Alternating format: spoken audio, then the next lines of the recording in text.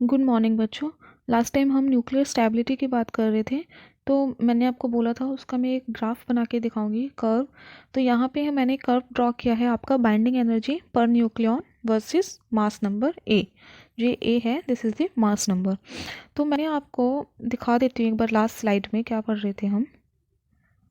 ये बताया था न्यूक्लियर स्टेबिलिटी और बाइंडिंग एनर्जी पर न्यूक्लियन का, कि किसी भी न्यूक्लियस की स्टेबिलिटी हमें उसकी बाइंडिंग एनर्जी उसके न्यूक्लियॉन्स से पता चलता है। जितने ज़्यादा नंबर ऑफ़ न्यूक्लियॉन्स होते हैं वो उसी हिसाब से उसकी बाइंडिंग एनर्जी होती है। ठीक है, ऐसा नहीं है कि अगर ज़्यादा बाइंडिंग एनर्जी है तो वो न्यूक्लियस जो है वो मोर स्टेबल होगा। और यहाँ पे मैंने कहा था कि जो आयरन है वो आपका ज़्यादा स्टेबल है as compare to other elements. तो वही मैंने यहाँ ग्राफ में आपका ड्रॉ किया है। जो आप इसमें देखेंगे तो ये जो हाईएस्ट पीक है वो मेरी किसकी बनी है, आयरन की बनी है। ठीक है, वो क्या है, आयरन की है हाईएस्ट पीक। मैंने यहाँ से स्टार्टिंग से देखते हैं 2 पे, 2 से नीचे ही मेरा यहाँ हाइड्रोजन का मैंने न्यूक्लियस ऑब्जर्व किया, तो उसका पॉइंट बहुत ही नीचे आ रहा था। अगर मैंने उसके मास नंबर और बाइंडिंग एनर्जी के अकॉर्डिंग देखा तो वो मेरा यहाँ आ रहा था। मैंने हाइड्रोजन का एक दूसरा आइसोटोप देखा तो वो मेरा यहाँ आया। फिर लिथियम का देखा, फिर मुझे ऐसे पीक्स मिली कुछ। लिथियम, ये नीचे आपका ये हीलियम है, ये आपका लिथियम है, ये कार्बन, नाइट्रोजन, ऑक्सीजन, ऑक्सीजन का सेकेंड आइसोटोप, ये आपका सल्फर, फिर आयरन। अब आप देखो कि आयरन के बाद अगेन ये जो है आपकी बाइंडिंग एनर्जीज पर न्यूक्लियन, ये अगेन जो है कर्व ये आपका डिक्रीज होता चला गया। ठीक है, विद द और देखो ये अगर कर्व डिक्रीज हो रहा है मीन्स बाइंडिंग एनर्जी इनकी डिक्रीज हो रही है, बट यहाँ पे आप देखो इनके मास नंबर जो है वो इंक्रीज हो रहा है। तो आप ये तो नहीं कहोगे कि स्टेबल हैं ज़्यादा, क्योंकि बाइंडिंग एनर्जी बढ़ रही है। ठीक है, अब यहाँ पे इस पॉइंट पे देखते हैं, इनके कंक्लूजन्स देखते हैं क्या क्या हैं। फर्स्ट तो आपको इस कर्व को ड्रॉ करना आना चाहिए। ठीक है, ये कर्व ड्रॉ ही मेन चीज़ है, पेपर में बहुत बार पूछा जाता है आपसे। तो यहाँ पे आप एक तरह से कह सकते हैं कि binding energy of a nucleus, किसी भी न्यूक्लियस की जो बाइंडिंग एनर्जी है हम उसको कैसे डिफाइन कर सकते हैं। It is the ratio of the binding energy of a nucleus to the binding energy of the nucleons. ठीक है, to the number of nucleons, it means उसका मास नंबर। ये तो ए बी अपॉन ए क्या है, ratio of the binding energy of a nucleus to the number of nucleons. ठीक है, तो आप इसको ऐसे डिफाइन कर सकते हो। अब इसके फीचर्स देखते हैं हम क्या क्या हैं। इसका जो फर्स्ट फीचर है वो मैं आपको एक बार नोट करा देती हूँ, वैसे आपकी एनसीईआरटी में भी ये दिया हुआ है। आपका फर्स्ट फीचर है कि जो बाइंडिंग एनर्जी पर न्यूक्लियन है, ठीक है, ये जो बाइंडिंग एनर्जी है ये किसी भी न्यूक्लियस की कांस्टेंट रहती है। ठीक है, it means it is independent of its atomic number, वो उसके z के ऊपर डिपेंड नहीं करती है किसी भी न्यूक्लियाई की। ठीक है, और ये कहाँ कहाँ पे ज़्यादातर वो होता है, वैलिड है to the middle mass numbers में। मिडिल मास नंबर्स का मतलब है कि जो मास नंबर आपके 30 से 170 के बीच में लाई कर रहे हैं। अब आप देखो यहाँ पे 170 यहाँ हो गया और 30 आपका यहाँ हो गया, उनके बीच में जो बाइंडिंग एनर्जी है वो ऑलमोस्ट कांस्टेंट ही है। ये जो ग्राफ है यहाँ पे मैंने ज़्यादा इसका कर्व दिखा दिया, पर आप बुक में देखोगे तो इतना ज़्यादा कर्व नहीं है, तो वो उसका ऑलमोस्ट क्या है, कांस्टेंट हम इसको यहाँ पे सपोज कर सकते हैं। ठीक है, और इस टाइम पे जो बाइंडिंग एनर्जी है उसमें कितना वेरिएशन आया है। अगर मैं 30 से यहाँ से काउंट करूँ, सपोज सल्फ़र ही है, तो जो आपकी वैल्यू दी हुई है, देखो यहाँ पे तो कर्व में हमें इतने अच्छे से नहीं पता चलता, तो यहाँ पे जो बाइंडिंग एनर्जी है मैक्सिमम वैल्यू जो है वो आपकी 8.75 मेगा इलेक्ट्रॉन वोल्ट से कहाँ तक गई है, 7.6 मेगा इलेक्ट्रॉन वोल्ट तक गई है। ठीक है, ये 8 से 8.6 होगी यहाँ कहीं, या सल्फर या आयरन कहीं से भी आप देख लो, और ये 7.6 कहाँ आएगा, ये सपोज़ यहाँ पे कहीं आ रहा है। ठीक है, 7.6 ये ज़्यादा ऊपर चला गया, ये इस टाइप से यहाँ तक आ रहा है, यूरेनियम तक ही ले सकते हैं। आयरन से यूरेनियम के बीच की एनर्जी वेरिएशन में है। ठीक है, तो जो मैक्सिमम एनर्जी है इसकी कर्व की, वो कहाँ से किन किन के बीच में लाई कर रहा है, आयरन से यूरेनियम के बीच में 8.75 से 7.6 मेगा इलेक्ट्रॉन वोल्ट में। और जो बाइंडिंग एनर्जी पर न्यूक्लियन है वो दोनों ही साइड्स के लाइटर न्यूक्लियाइज के लिए कम है, ठीक है, और हैवी न्यूक्लियाइज के लिए भी। जैसे कि मैं थोड़ा सा यहाँ से क्लियर कर देती हूँ ग्राफ।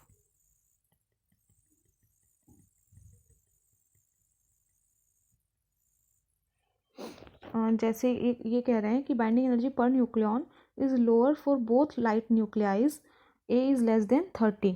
अगर हमारा ए लेस देन 30 है तो उसके लिए जो बाइंडिंग एनर्जी पर न्यूक्लियन है वो भी क्या होगी, कम होगी। मीन्स इस वाले पोर्शन में, ये इस वाले जो बाइंडिंग एनर्जी पर न्यूक्लियन है वो आपकी लाइटर होगी, लोअर होगी फॉर द लाइटर न्यूक्लियाइज। यहाँ पे लाइटर न्यूक्लियाइज ही है ना, मीन्स इनका देखो जो मास नंबर है वो बहुत ही कम है, 16 तक 18 तक जा रहा है बस। तो इसीलिए लाइटर न्यूक्लियाइज हैं तो इनका जो मास नंबर है वो, sorry, binding energy per nucleon है वो भी क्या है, कम है। और also for the heavy nuclei, heavy nuclei के लिए भी वो क्या है, कम है। और हैवी न्यूक्लियाई इन्होंने कहाँ से लिए, ए इज़ ग्रेटर देन 170, 170 से ऊपर, ये वाला सपोज कर सकते हैं हम यहाँ पे। इनके लिए भी हमारी जो बाइंडिंग एनर्जी है वो भी कम है, ठीक है। तो ये दोनों ही साइड का अगर हम पोर्शन उठाएं, ये वाला पोर्शन भी और ये वाला पोर्शन भी, इन दोनों ही पोर्शंस के लिए, लेफ्ट साइड भी और राइट साइड के लिए भी जो बाइंडिंग एनर्जी है per nucleon, it will be lower, ठीक है, for the lighter nuclei also and the heavy nuclei.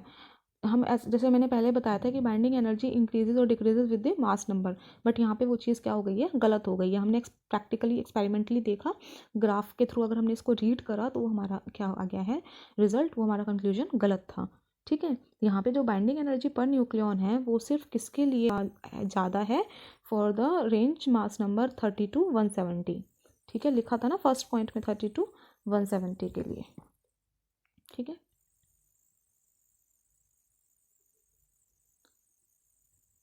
इसके ऑब्जर्वेशंस देख लेते हैं। इसकी ऑब्जर्वेशंस में या फिर हम कह सकते हैं कि कंक्लूजन्स में, जो अभी हमने दो फीचर्स इसके अभी मैंने आपको एक्सप्लेन किया है, उनसे नेक्स्ट टू कंक्लूजन्स मेन यही निकलते हैं न्यूक्लियर फ्यूजन और फ्यूजन का। फर्स्ट उन्होंने पॉइंट कहा है कि जो फोर्स है यहाँ पे, ठीक है, जिनसे न्यूक्लियस जो है हमारे बाइंड है न्यूक्लियस के अंदर, वो जो फोर्स है वो कैसी है, अट्रैक्टिव है इन नेचर एंड स्ट्रॉन्ग, और वो क्या है, स्ट्रॉन्ग भी है to produce binding energy of few electron mega electron volt per nucleons, ठीक है। This is the first result. Second उन्होंने कहा है कि जब हमारा, जो मैंने आपको बताया था एक स्लाइड में, कि अगर हमारे किसी न्यूक्लियस से न्यूक्लियॉन्स बन रहे हैं या फिर न्यूक्लियॉन से न्यूक्लियस बन रहा है तो वहाँ पे जो बाइंडिंग एनर्जी है एक टाइम पे वो रिलीज़ हो रही है, दूसरे टाइम पे वो उसको यूज़ कर रहे हैं। मैंने कहा था कि amount of energy required to separate the nucleons from the nucleus, एक टाइम पे वो एनर्जी रिक्वायर्ड है और दूसरे टाइम पे वो एनर्जी क्या हो रही है, रिलीज़ हो रही है, ठीक है, उनको बाइंड करा के। तो इन्हीं दोनों इसी प्रोसेस को ही एक में हम क्या कर रहे हैं, फ्यूज़न कर रहे हैं, और दूसरे में क्या कर रहे हैं, फ्यूज़न कर रहे हैं। कैसे कर रहे हैं अभी वो बताती हूँ। कि एक अगर हैवी न्यूक्लियस है आपका, ये सपोज ये 240 का है, इसमें 240 न्यूक्लियॉन्स हैं, इनको हमने 120 में डिवाइड कर दिया, ठीक है। तो इस टाइम पे क्या होगी, हमारी एनर्जी रिलीज होगी, मीन्स ये क्या हो गया, आपका न्यूक्लियर फ्यूजन हो गया, जिसको हम आगे डिटेल में पढ़ेंगे। नेक्स्ट टॉपिक में भी आपका यही होगा। और नेक्स्ट आपका थर्ड पॉइंट उन्होंने कहा था कि अगर आपको दो लाइटर न्यूक्लियाइज दे दी जाएँ, ठीक है, उनसे हमको क्या मिलेगा, एक हैवी न्यूक्लियाई मिलेगा, इसमें भी आपकी अमाउंट ऑफ एनर्जी क्या होगी, रिलीज होगी। This is known as nuclear fusion, जिसमें एक हैवी न्यूक्लियाई को लाइटर न्यूक्लियाइज में तोड़ते हैं, ब्रेक करते हैं, तो उसको हम बोलते हैं फ्यूज़न, और जिसमें हम जोड़ते हैं उसको बोलते हैं फ्यूज़न, ठीक है। तो आज की क्लास में इतना ही। नेक्स्ट वीडियो में आपका नेक्स्ट टॉपिक देखते हैं कौन सा होगा, वो पढ़ते हैं। इतने आप इसका अच्छे से नोट्स बना लो, प्रैक्टिस कर लो, जनवरी में आपके प्री बोर्ड हैं। बच्चों आज का हमारा टॉपिक है nuclear fission and fusion. Nuclear fission and fusion मैंने लास्ट क्लास में आपको थोड़ा सा आइडिया दिया था जब हम बाइंडिंग एनर्जी पढ़ रहे थे, बाइंडिंग एनर्जी पर न्यूक्लियन का जब हमने ग्राफ स्टडी किया था, तो उस टाइम पे मैंने आपको लास्ट के ऑब्जर्वेशंस में 2 पॉइंट्स में हल्का बहुत समझाया था। तो यहाँ पे मैं आपको थोड़ा डिटेल में बताती हूँ कि फिजन एंड फ्यूज़न क्या होता है। तो फिजन इसका थोड़ा सा लेंदी टॉपिक है, हम पहले फिजन से स्टार्ट करते हैं फिर फ्यूज़न पे एंड करेंगे, ठीक है।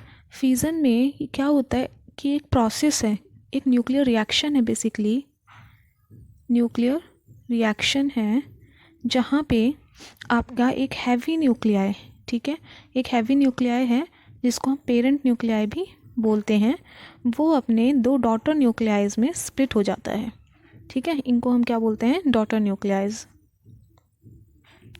या आप कह सकते हो कि एक हैवी न्यूक्लियाई अपने 2 लाइटर न्यूक्लियाइज में क्या हो गया, स्प्लिट हो गया, ठीक है। तो इस प्रोसेस को, इस रिएक्शन को हम क्या कहते हैं, न्यूक्लियर रिएक्शन कहते हैं। और इसी प्रोसेस को हम क्या बोलते हैं, न्यूक्लियर फिजन बोलते हैं, ठीक है। अब ये न्यूक्लियर फिजन में मैं भी आपको केमिकल रिएक्शन भी इसके लिख के दिखाऊंगी। ये तो जस्ट एक एग्जाम्पल है, छोटा सा डेमो है, तो इसका थोड़ा सा पढ़ लेते हैं। आपको मैंने बोला था, टेलीग्राम पे मैसेज किया था कि न्यूक्लियर फोर्स जो है वो आपको खुद से पढ़ना है, ठीक है। न्यूक्लियर फोर्स का यूज़ है न्यूक्लियर फ्यूज़न में, वहाँ पे भी मैं उसको थोड़ा सा एक्सप्लेन करूँगी कि न्यूक्लियर फोर्स क्या होती है। और आपने 11th क्लास में भी फर्स्ट चैप्टर में जब 4 फोर्सेस पढ़ी थी, ग्रेविटेशनल, न्यूक्लियर, वीक फोर्स और कौन सी थी, इलेक्ट्रोस्टैटिक फोर्स, ठीक है, उसमें भी आपने वो पढ़ा होगा न्यूक्लियर फोर्स का, कि वो शॉर्ट रेंज फोर्स होती है, अट्रैक्टिव होती है, ये सब थोड़ा बहुत पढ़ लेना वहाँ से।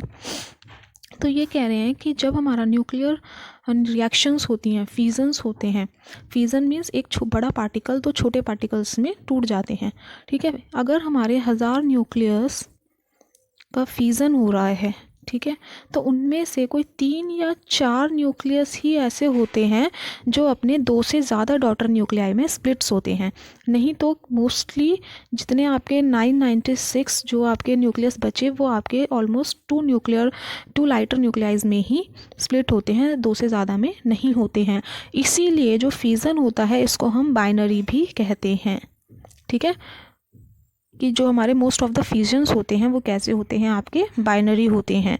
या फिर आप कह सकते हो कि 4 आउट ऑफ 1000 आर टर्नरी, कि 3 या 3 से ज़्यादा में टूट जाते हैं, ठीक है। और जो ये 2 डॉटर न्यूक्लियाइज हैं, ये जो 2 डॉटर न्यूक्लियाइज हैं, ये 2 डॉटर न्यूक्लियाइज आपके बहुत ही कंपैरेबल साइजेस के होते हैं।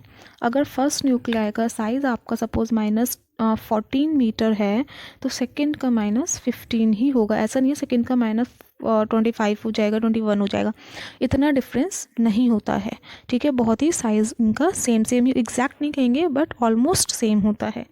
और जो ये फिज़न होते हैं, अब देखो आपका ना इसका एक बहुत ही बड़ा टॉपिक था रेडियो एक्टिविटी, जो इस चैप्टर जो इसे डिलीट कर दिया ये टॉपिक इस साल, ठीक है। नहीं तो आप यहाँ पे पढ़ते कि जो फिजन्स होते हैं ना, ये भी 3-4 तरह के होते हैं। एक होता है आपका स्पॉन्टेनियस फिजन, या फिर आप उसको नेचुरल फिजन भी बोल सकते हैं। जो जब कोई भी आपकी न्यूक्लियाई नेचुरली या खुद ही टूट जाती है अपने डॉटर न्यूक्लियाइज में, तो वो प्रोसेस जो होता है वो आपका रेडियो एक्टिविटी होती है, उसको हम रेडियो एक्टिव न्यूक्लियस बोलते हैं, ठीक है। और एक होता है आपका इंड्यूस्ड फिजन, जो कि आपको इस चैप्टर में हमें आगे कंटिन्यू करना है, इसमें हम यही पढ़ेंगे इंड्यूस्ड फिजन को। इंड्यूस्ड फिजन देखो किस वजह से होता है। इंड्यूस्ड फिजन भी एक तरह से आपका स्पॉन्टेनियस ही होता है, बट इसमें हमें थोड़ा सा एक्सटर्नल वर्क इसको कराना पड़ता है, इनिशिएट कराना पड़ता है, उसके बाद ये सारा अपने आप कर लेता है। इसीलिए हम इसको कहते हैं it is also a type of spontaneous fission. और ये इंड्यूस्ड किस चीज़ों से कराना पड़ता है, हम इसको प्रोटॉन्स से, अल्फ़ा पार्टिकल्स का भी यूज़ करते हैं हम इसको इंड्यूस कराने के लिए, या फिर न्यूट्रॉन्स से। और हमें इस चैप्टर में पढ़ना है बाय न्यूट्रॉन्स, ठीक है, इंड्यूस्ड फिजन बाय न्यूट्रॉन्स। तो अब देखो यहाँ पे क्या होता है, सपोज़ आपका एक थर्मल न्यूट्रॉन है, ये मैंने एक न्यूट्रॉन ले लिया, ये आपका एक थर्मल न्यूट्रॉन है, और इसको थोड़ा सा स्टार्टिंग से ले लेते हैं। ये आपका एक थर्मल न्यूट्रॉन है, ठीक है, जिसकी एनर्जी है आपकी almost 0.025 mega electron volt. It should be smaller than 1 mega electron volt, ठीक है। इसने क्या करा, चला और हिट किया एक यूरेनियम को, जिसका मास है 235, इस यूरेनियम में बहुत सारे प्रोटॉन्स और न्यूट्रॉन्स भी प्रेजेंट है। अब इसकी एनर्जी लेस देन 1 क्यों रखी हमने, ज़्यादा क्यों नहीं ली, क्योंकि अगर ये ज़्यादा एनर्जी से आएगा तो यूरेनियम के अंदर जो न्यूक्लियॉन्स हैं ये उसको वहाँ से उड़ा देगा उन न्यूक्लियॉन्स को। ठीक है, इनको इनके अंदर ही बने रहने के लिए हमें इसकी एनर्जी थोड़ी सी कम रखनी पड़ती है। अब देखो ये जो न्यूट्रॉन आया है यहाँ से इस यूरेनियम के ऊपर हिट किया, तो अब ये न्यूट्रॉन जो है ये यूरेनियम के साथ आके चिपक जाएगा और इस यूरेनियम के साइज़ को क्या कर देगा, इंक्रीज़ कर देगा। ठीक है, अब थोड़ा सा साइज़ में चेंज आ गया क्योंकि अंदर हमारा एक न्यूट्रॉन भी ऐड हो गया है, थर्मल न्यूट्रॉन। ठीक है, अब ये न्यूट्रॉन जो है ये और बाकी न्यूक्लियॉन्स के साथ बम्बार्ड करता रहेगा अंदर। ठीक है, और इसका अब जो मास होगा वो कितना हो जाएगा, 236। और यहाँ पे ये जो न्यूट्रॉन जो यूरेनियम है ये आपका अनस्टेबल होगा। ठीक है, अब अनस्टेबल होगा तो अब ये अपनी स्टेबल स्टेट्स में आना चाहेगा। स्टेबिलिटी कैसे गेन करेगा, ये अब अपने डॉटर न्यूक्लियाइज में स्प्लिट होके अब यहाँ पे क्या होगी, स्प्लिटिंग होगी। ठीक है, स्प्लिटिंग का प्रोसेस देखते हैं कैसे होगी। इस टाइप से ये स्प्लिटिंग होनी शुरू हो जाएगी। कुछ प्रोटॉन न्यूट्रॉन यहाँ है, कुछ प्रोटॉन न्यूट्रॉन यहाँ है। अब जो ये वाला न्यूट्रॉन है ये पता नहीं कौन से पार्ट में है। फाइनल जो इसका स्प्लिशन होगा, स्प्लिट होगी ये हो जाएगी ऐसे 2 न्यूट्रॉन्स में, ऐसे 2 न्यूट्रॉन्स में ये 2 यूरेनियम्स में ये स्मॉलर लाइटर यूरेनियम्स में ये कन्वर्ट हो गई और इसके साथ हमारे 3 न्यूट्रॉन्स और निकल गए। ठीक है, ये न्यूट्रॉन्स इनके अंदर ही थे, यहाँ पे ही थे इसके अंदर, बट अब इनका जब स्प्लिशन हुआ अलग अलग हो गए ये दोनों, फाइनल स्प्लिटिंग हुई तो अब ये 3 न्यूट्रॉन्स क्या हो गए, इसमें से नॉकआउट हो गए, बाहर आ गए। ठीक है, और इस टाइम पे कुछ एनर्जी भी रिलीज़ होगी। अब इसकी एक केमिकल रिएक्शन लिख लेते हैं। वो रिएक्शन क्या है, अगर हम लिखें तो 1 न्यूट्रॉन जब बम्बार्ड हिट किया इसने यूरेनियम को, जिसका एटॉमिक नंबर 92 है, मास 235 है, तो इसने इस यूरेनियम को क्या किसमें चेंज किया, 236, साइज़ बड़ा कर दिया, 92 विच इज़ अनस्टेबल। ये सब कॉपी में लिख लेना, रिएक्शंस पेपर में आती हैं। फिर ये 2 लाइटर न्यूक्लियाइज में टूट गया और ये लाइटर न्यूक्लियाइज कौन कौन से बने, बेरियम, ठीक है, प्लस क्रिप्टन। 89 है क्रिप्टन का मास नंबर और एटॉमिक नंबर है इसका 36, प्लस न्यूट्रॉन है न्यूट्रॉन 1 0 और जो 3 न्यूट्रॉन बाहर थे तो इसलिए मैंने इसके आगे 3 लगा दिया, प्लस कुछ एनर्जी इसकी रिलीज़ हुई है जिसको मैं Q से शो कर रही हूँ। ठीक है, अब यहाँ पे देखो, आप ऐड करके देखो, ये जो 236 वाला यूरेनियम है ना ये स्प्लिट हुआ है 2 लाइटर न्यूक्लियाइज में। ये वाला यूरेनियम को मत लिखना। अब देखो 144 प्लस 89 कितना हुआ, 13, 233। ठीक है, प्लस 3 न्यूट्रॉन ये है तो हो गया ना 236 कंप्लीट। 56 प्लस 36 कितना हुआ आपका, 92, कंप्लीट हो गया ना। तो ये अपने 2 लाइटर न्यूक्लियाइज में टूट गए हैं। देखो जो मैंने यहाँ पे 3 न्यूट्रॉन लिखा है, एवरेजली हम इसको कैसे लिखते हैं, जो साइंटिस्ट ने कहा था कि 2.5 न्यूट्रॉन्स आर रिलीज्ड पर फ्यूजन ऑफ यूरेनियम। ठीक है, अगर पेपर में पेपर में नहीं, आप एनसीईआरटी में पढ़ोगे तो वहाँ पे आपको 2.5 ही दिखेगा, पर फ्रैक्शन की वजह से हमने यहाँ पे इस केमिकल रिएक्शन में 3 लिख दिया है। 3 भी होते हैं, काफ़ी जगह 4 भी होते हैं, बट बुक्स में स्टेटमेंट्स में 2.5 ही हमें दिखता है। नेक्स्ट हम पढ़ रहे हैं इसी में ही एनर्जी इन फ्यूज़न। जो हमारा ये फ्यूज़न हो रहा है, इस फ्यूज़न में मैंने कहा आपको कि यहाँ पे एनर्जी रिलीज़ हो रही है। तो ये जो एनर्जी रिलीज़ हो रही है बेसिकली ये कौन सी एनर्जी है, मैंने आपको इस चैप्टर को जब स्टार्टिंग में पढ़ाया था तो वहाँ पे मैंने, जब हम वो पढ़ रहे थे मास बाइंडिंग एनर्जीज़ वगैरह पढ़ रहे थे, मास एनर्जी इक्विवेलेंस, तो वहाँ पे मैंने आपको बताया था कि हमारा न्यूक्लियर रिएक्शंस में कुछ एनर्जी रिलीज़ होती है। ठीक है, और वो जो एनर्जी रिलीज़ होती है मीन्स हमारे जब सेपरेशन होता है न्यूक्लियॉन्स का न्यूक्लियस से, उस सेपरेशन को कराने के लिए हमें उस एनर्जी की ज़रूरत होती है। ठीक है, अपनी वो पीछे वाले जो नोट्स हैं उनको आप देखना, रीड करना, तो वहाँ पे आपको समझ आ जाएगा। तो यहाँ पे एनर्जी इन फ्यूज़न में भी ऑलमोस्ट वही सेम चीज़ पढ़नी है। सपोज़ कोई एक्स हैवी न्यूक्लिया है जिसको मैंने वाई और जेड में स्प्लिट कर दिया, तो इसका जो मास है वो 240 है। ठीक है, और ये किसमें कितना बट गया, 120 और 120 में। तो यहाँ पे इसकी जो बाइंडिंग एनर्जी पर न्यूक्लियॉन है वो मैं कह रही हूँ सपोज 7.6 है, 7.6 और यहाँ पे 8.5 और 8.5 होगी। अब आप कहोगे कि इस हैवी की तो 7.6 है, लाइटर्स की 8.5 और 8.5 कैसे? क्योंकि यहाँ देखो क्या लिख रहा है, बाइंडिंग एनर्जी पर न्यूक्लियन। जितने नंबर ऑफ न्यूक्लियॉन्स होंगे उतना ही हमारी जो बाइंडिंग एनर्जी है वो भी उसके उसी हिसाब से लगती जाएगी, कम होती जाएगी। ठीक है, तो यहाँ पे देखो अगर हम खाली बाइंडिंग एनर्जी को निकालें तो वो कितना होगा, नंबर ऑफ़ न्यूक्लियॉन्स को फिर इससे मल्टीप्लाई कर देंगे तो कितना हो गया 240 इंटू 7.6, यहाँ लिख दो आप 120 इंटू 8.5 और 120 इंटू 8.5, ये हो गया आपका मल्टीप्लाई 1284 मेगा इलेक्ट्रॉन वोल्ट। 1020 अगर आप इन दोनों को देखो 2040 mega electron volt. It means कि 1824 मेगा इलेक्ट्रॉन वोल्ट एनर्जी लगी है हमारी इस न्यूक्लियस के फॉर्मेशन के लिए। ठीक है, सिर्फ और सिर्फ इस न्यूक्लियस के लिए। बट हमें अब 2040 मेगा इलेक्ट्रॉन वोल्ट एनर्जी चाहिए इन दोनों न्यूक्लियाइज की स्प्लिटिंग के लिए। ठीक है, ये तो 1824 क्या हुआ, ये काम हो चुका है पहले से ही, एक्स को बनाने के लिए ये काम हो चुका है, इतनी एनर्जी हमारी रिलीज़ हो चुकी है।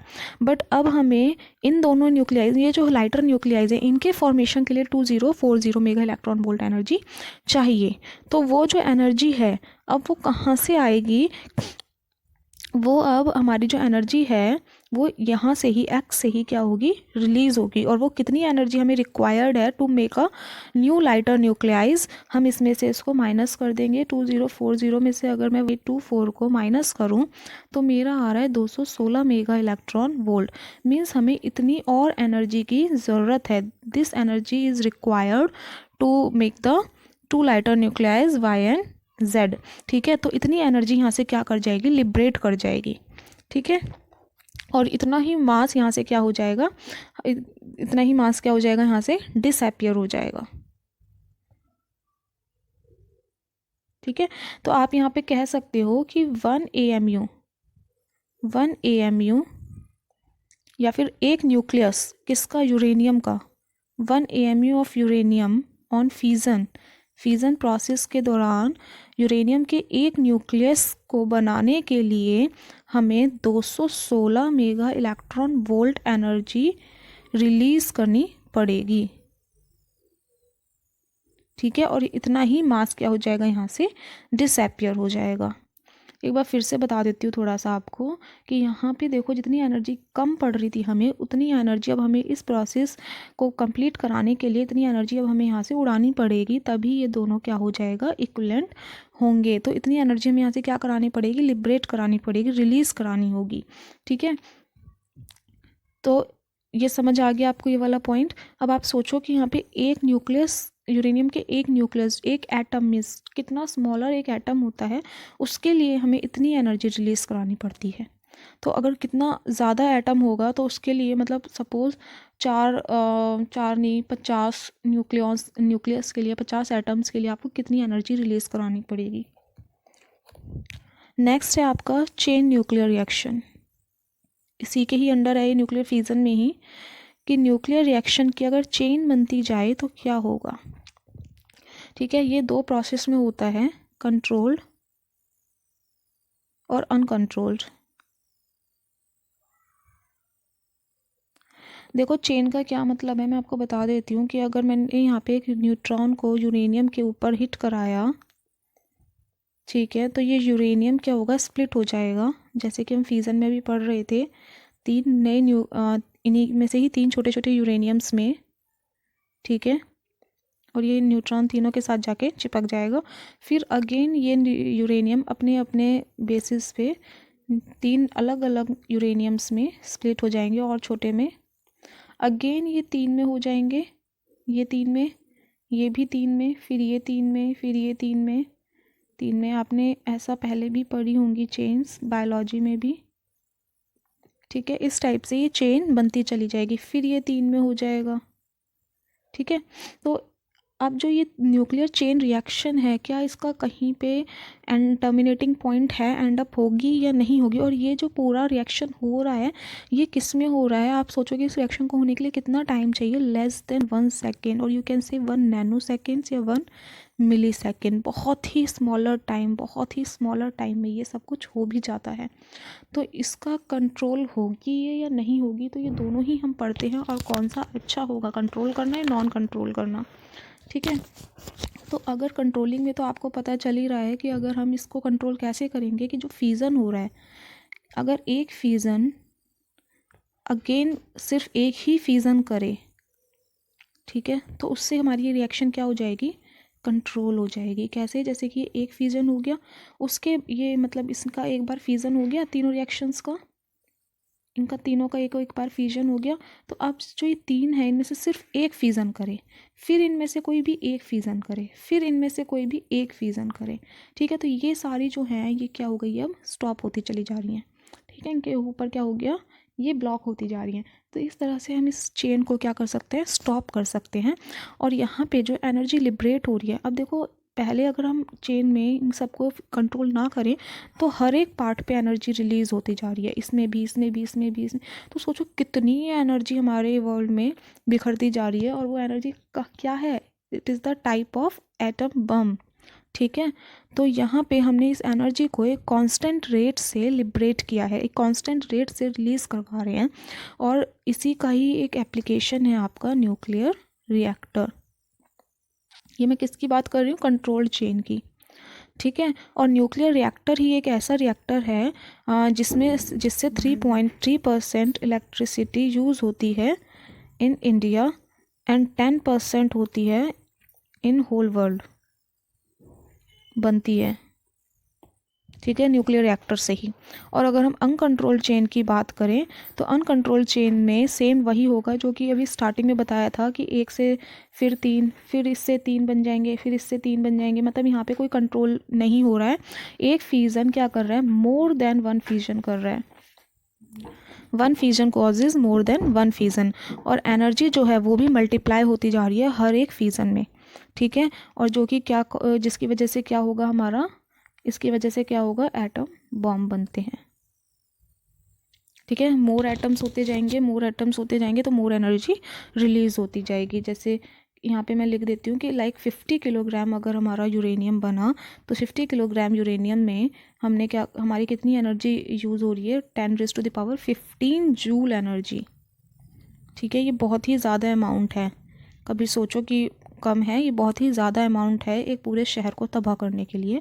जो कि किस में हुआ था, आप लोगों ने पढ़ा होगा न्यूज़पेपर्स में, नेट पे, हिरोशिमा एंड नागासाकी में यही ब्लास्ट हुआ था।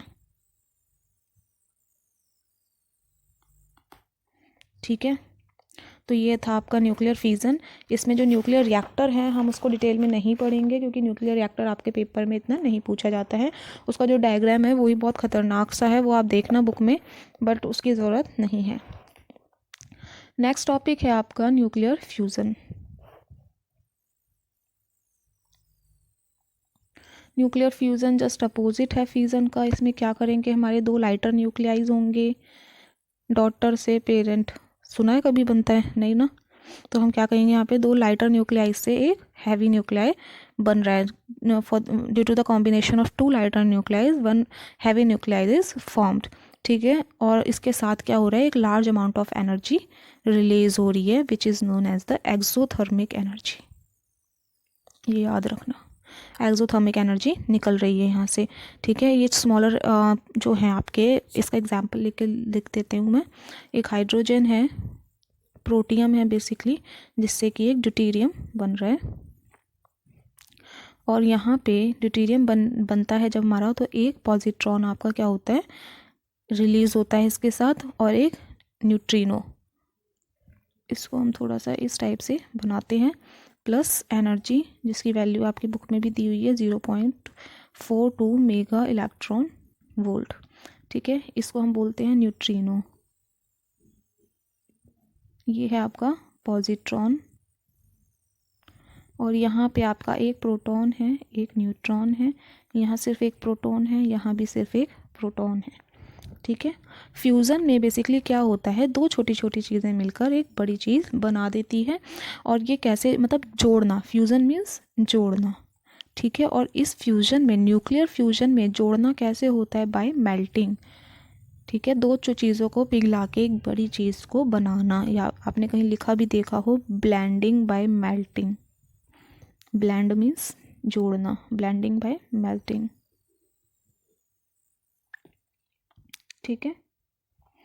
अब देखो, इसमें मैं थोड़ा सा न्यूक्लियर फोर्स का जिक्र करती हूँ कि अगर मेरे पास दो प्रोटॉन हैं और ये अपने कहीं कहीं इनफाइनाइट डिस्टेंसेस पे रखे हुए हैं, ठीक है, मैंने इनफाइनाइट पोजीशन पे रखे हुए हैं, मैंने कुछ दो छोटे छोटे न्यूक्लियाइज हैं ये, मैंने कुछ न्यूक्लियर फोर्स मैंने कुछ एक्सटर्नल वर्क किया इनके ऊपर और इनको एक दूसरे के पास लेके आई, ठीक है। तो ये जो न्यूक्लियाइज हैं, दोनों प्रोटॉन्स ही तो हैं, due to electrostatic force they will repel each other, ठीक है, एक दूसरे को क्या करेंगे, रिपेल करेंगे। बट मेरे को अभी और थोड़ा सा काम करना है इनको और पास लाने में। जब मैं इनको इतना पास ले आऊँगी तो इनके बीच में इलेक्ट्रोस्टैटिक फोर्स वर्क नहीं करेगी और उसकी जगह हमारी इनके बीच में आ जाएगी न्यूक्लियर फोर्स, जो कि एक दूसरे से इनको बाइंड कर देगी। उसके बाद कोई भी फोर्स इसके ऊपर एप्लीकेबल नहीं होगी, ठीक है। हमें क्या काम करना है, इनको एक दूसरे के इतना इनफ क्लोज ले आओ कि ये फिर एक दूसरे के ऊपर न्यूक्लियर फोर्स एक्ट कर सके, ठीक है। तो न्यूक्लियर फोर्स एक्ट करने के बाद ये क्या होंगी, एक दूसरे को अट्रैक्ट कर लेंगी और अट्रैक्ट करके ये बाइंड हो जाएंगी, बाइंड होके एक बड़ा न्यूक्लियाई बन जाएगा। यहाँ पे बेसिकली जो आपका फ्यूज़न में दो छोटे छोटे न्यूक्लियाइज को हम यही तो काम करवा रहे हैं, बाइंड करा के एक बड़ा न्यूक्लियाई बना रहे हैं। अब ये बाइंडिंग जो हो रही है वो किससे हो रही है, मेल्टिंग से बताया था। वो मेल्ट कैसे हो रहा है, बाय गिविंग हाई टेम्परेचर। और ये हाई टेम्परेचर हम कैसे, मतलब कहाँ से आ रहा है, कैसे दे रहे हैं, वो अभी हम सारा प्रोसेस मैं आपको थोड़ा सा बता देती हूँ, कहानी सी है। तो यहाँ पे हम क्या करेंगे, इनको काइनेटिक एनर्जी देंगे न्यूक्लियाइज को। छोटे छोटे जो दो न्यूक्लियाइज हैं इनको हम हीट कराएंगे by giving 400 kilo electron volt kinetic energy, ठीक है। तो काइनेटिक एनर्जी दी जब हमने इनको, तो उस एनर्जी पर, काइनेटिक एनर्जी का फॉर्मूला मैं आपको बता देती हूँ, हाफ KT होता है फॉर द न्यूक्लियर फोर्स। के यहाँ पे आपका बोल्ट्जमैन कांस्टेंट है और इसकी के की वैल्यू रख देंगे।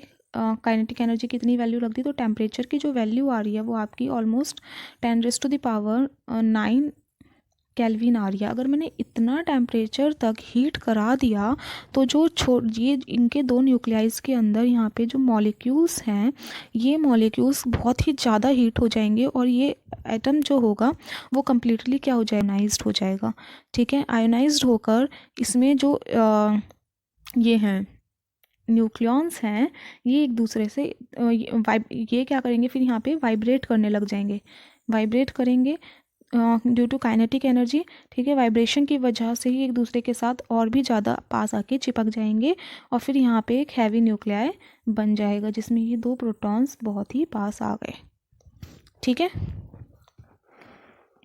इस फ्यूज़न में हमें सिर्फ एक क्या करना है, काइनेटिक एनर्जी प्रोवाइड करानी है जिससे कि हमारा टेम्परेचर आ जाएगा। फिर टेम्परेचर बढ़ने से ये अपने आप सारा प्रोसेस करने लग जाएगा। बेसिकली इसके लिए हमें क्या, हीटिंग की रिक्वायरमेंट होती है, ठीक है।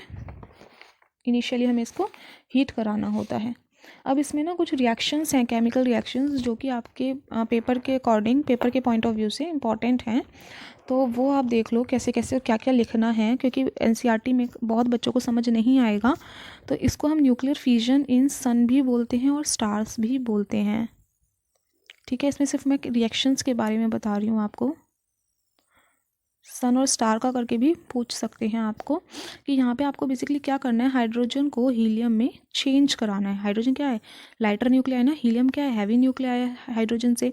तो कैसे फ्यूज़न लिखा है मैंने यहाँ पे, फ्यूज़न, कैसे यहाँ पे इनका फ्यूजन हो रहा है। तो फर्स्ट स्टेप में हम दो लाइटर न्यूक्लियाइज को लेते हैं, ये हाइड्रोजन हाइड्रोजन हो गया। मैं इनको थोड़ा छोटा करके लिख रही हूँ कि आगे स्पेस चाहिए, सोच रहे हैं एक ही पेज पे आ जाए, ठीक है। ये सपोज़ वन, ये है हाइड्रोजन, वन हाइड्रोजन, इनका क्या बना आपका, टू प्रोटॉन वो हो गया, एक प्रोटॉन एक न्यूट्रॉन और एक पॉजिट्रॉन निकल गया यहाँ से, एक न्यूट्रिनो निकल गया plus 0.42 mega electron volt energy निकल गई। This is the first step. Second step, वो फर्स्ट ही स्टेप के अंदर फिर मैं क्या कर रही हूँ, पॉजिट्रॉन प्लस एक इलेक्ट्रॉन को रिएक्ट करा रही हूँ दूसरे से, और यहाँ पे क्या हो रहा है, मास एनिहिलेशन हो रहा है। ठीक है, मास डिसअपियर हो रहा है, एक तरह से लिख लेना मास एनिहिलेशन। तो यहाँ पे 2 गामा पार्टिकल्स निकलते हैं, ठीक है, इसमें, और कुछ एनर्जी निकलती है 1.02 मेगा इलेक्ट्रॉन वोल्ट की। This is the second equation, ये फर्स्ट इक्वेशन का पार्ट है। अब आता है मेरा सेकेंड स्टेप। सेकेंड स्टेप में मैंने यहाँ से ये फर्स्ट हाइड्रोजन उठा लिया, ठीक है, जो बना था प्रोडक्ट में, और इसको एक लाइटर न्यूक्लियाइज के साथ कंबाइन कराया, तो मेरा एक बड़ा पार्टिकल हीलियम बना और एक गामा पार्टिकल निकल गया, और कुछ एनर्जी निकली 5.49 मेगा इलेक्ट्रॉन वोल्ट। ठीक है, this is the second step. Third step में इसी हीलियम को उठाया जो मेरा लास्ट स्टेप में बना था, उसके साथ ऐसा ही एक और हीलियम को मैंने कंबाइन कराया, फिर एक इससे भी बड़ा हीलियम बना, हैवी हीलियम, ठीक है, और 2 लाइटर हाइड्रोजन्स निकल गए, और कुछ एनर्जी निकली 12.86 मेगा इलेक्ट्रॉन वोल्ट। ठीक है, अब देखो यहाँ से आपको पता चल रहा होगा कि मेरा यहाँ पे 2 लाइटर न्यूक्लियाइज से, ये 2 लाइटर न्यूक्लियाइज से एक हैवी न्यूक्लियाई बन चुका है। अब इसकी एक नेट रिएक्शन अगर मैं लिखूँ, तो नेट रिएक्शन में देखो क्या होगा, मैं इस फर्स्ट इक्वेशन को 2 से मल्टीप्लाई कर रही हूँ, सेकंड इक्वेशन को भी 2 से मल्टीप्लाई कर रही हूँ, थर्ड को एज इट इज़ रख रही हूँ। तो अब इनका मैं अगर सम अप करूँ तो क्या होगा कि जो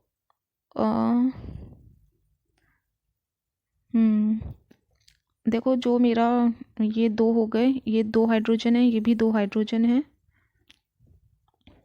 करते हैं कुछ अभी। देखो ये 2 इलेक्ट्रॉन है, ये 2 इलेक्ट्रॉन एक दूसरे से कैंसिल आउट हो गए, यहाँ पे एक पॉजिट्रॉन बचा।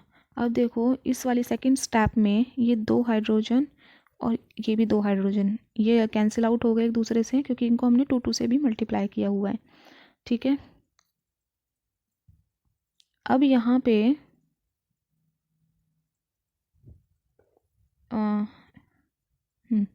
यहाँ पे ये भी हमारे 2 हाइड्रोजन है, बट यहाँ पे ये 2 और ये 2 4 हो गए ना, इसलिए सिर्फ एक को ही मैंने इससे काट दिया है।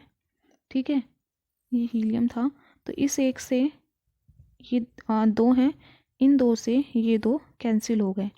ठीक है, तो मेरा देखो यहाँ पे कितना बचा,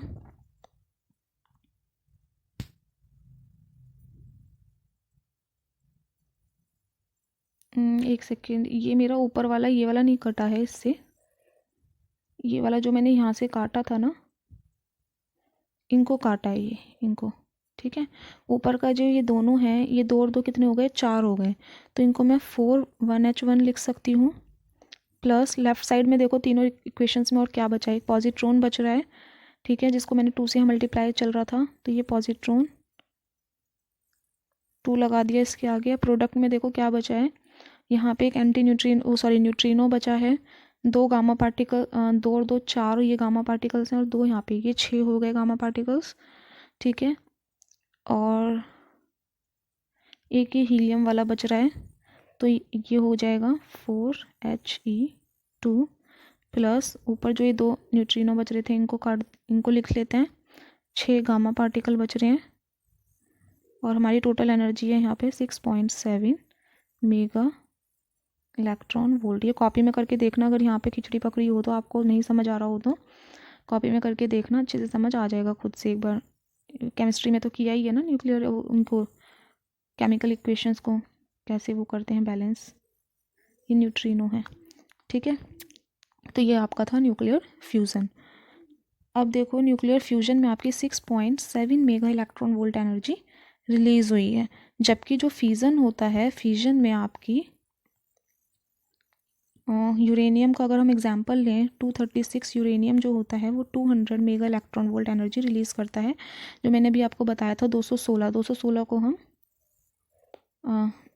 200 भी लिख सकते हैं, यहाँ कहीं बताया था, देखो ये रहा 216। ठीक है, इसको हम 200 भी लिख सकते हैं। तो 1 AMU कितना करेगा, अगर 236 इतना कर रहा है तो 200/236, ये कितना आ गया आपका 0.85 मेगा इलेक्ट्रॉन वोल्ट, ठीक है, पर AMU। और अगर मैं फ्यूज़न में देखूं, फ्यूज़न में अभी देखो आपके 4 हाइड्रोजन्स बने थे, ठीक है, 4 हाइड्रोजन्स जो हमने ये लिया था, रिएक्टेंट लिया था 4 हाइड्रोजन्स का। 4 हाइड्रोजन्स ने कितना आपका बनाया, एनर्जी निकाली 26.7 मेगा इलेक्ट्रॉन वोल्ट। ये 6 नहीं है, यहाँ पे 26 है, 26.7 मेगा इलेक्ट्रॉन वोल्ट। तो 4 AMU अगर इतना बना रहा है तो 1 AMU कितना बनाएगा, इसको डिवाइड कर दें तो ये आ जाएगा आपका 6.7 मेगा इलेक्ट्रॉन वोल्ट। तो फ्यूजन जो प्रोसेस होता है इसमें हमारी ज़्यादा एनर्जी रिलीज होती है per unit mass of the fuel as compare to the fusion. Now this chapter is completed, ठीक है। अब इस चैप्टर को आप खुद भी अच्छे से पढ़ लेना, कंप्लीट कर लेना, नोट्स बना लेना। एक हमारा लास्ट का चैप्टर रह रहा है सेमीकंडक्टर्स, वो भी छोटा सा ही है क्योंकि उसका भी most of the part reduce हो गया है। तो 3-4 दिनों में वो भी ख़त्म कर लेते हैं, फिर आपका प्री बोर्ड है जिसमें आपका पूरा की पूरा सिलेबस आएगा और मैं सारे ही चैप्टर्स दूंगी आपके 14 की 14 चैप्टर्स, और वो थोड़ा लेंथी भी होने वाला है पेपर, सो बी प्रिपेयर्ड।